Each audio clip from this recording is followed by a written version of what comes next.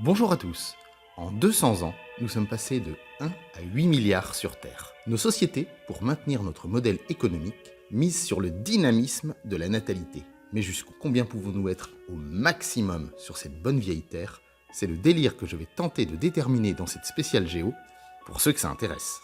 Tout d'abord, il s'agit de définir les besoins vitaux d'un être humain. Ils sont simples. Respirer, ce n'est pas un problème au vu de la composition de l'atmosphère. Boire, c'est déjà une autre histoire. Se reproduire, on va également mettre de côté ce besoin qui nécessite une énergie tout à fait renouvelable. Je vais plutôt me concentrer sur le quatrième besoin, qui est se nourrir. Et pour ça, je vais scanner la production agricole mondiale. Du maïs, des patates, de la canne à sucre, du riz, du blé, parfait. Combien en est-il produit chaque jour dans le monde? 60 millions de tonnes.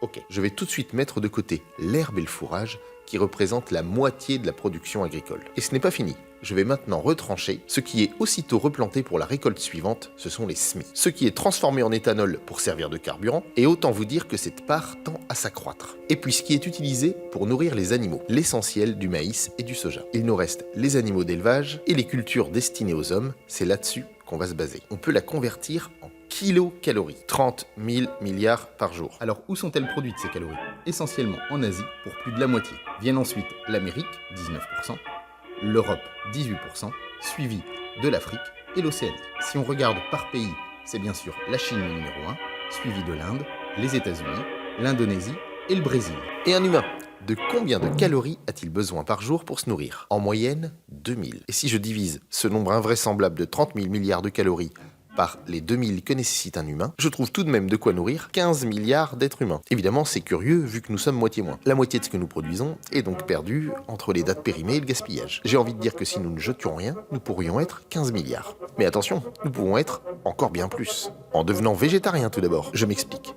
L'élevage nourrit à peu près 2,3 milliards d'humains. Mais les végétaux qui leur sont destinés pourraient en nourrir 25 milliards s'ils étaient directement mangés par les humains. 15 plus 25 moins 2, 37 milliards. Et ce n'est pas tout, il reste encore de la place. Pas dans les déserts, pas dans les océans. Les 47 millions de kilomètres carrés de forêts, de mangroves, marais, savanes. Vous me voyez venir. Transformer cette surface en terre agricole permettrait de nourrir 38 milliards de personnes de plus. Évidemment, ça fait des logements et des infrastructures. Il faudra oublier les logements plein pied et les jardins domestiques. 38 plus 37, 75, nous pouvons donc être 75 milliards. Il nous suffit de ne plus rien jeter, rien gaspiller, de supprimer les forêts, d'être tous végétariens, de ne plus avoir d'animaux domestiques.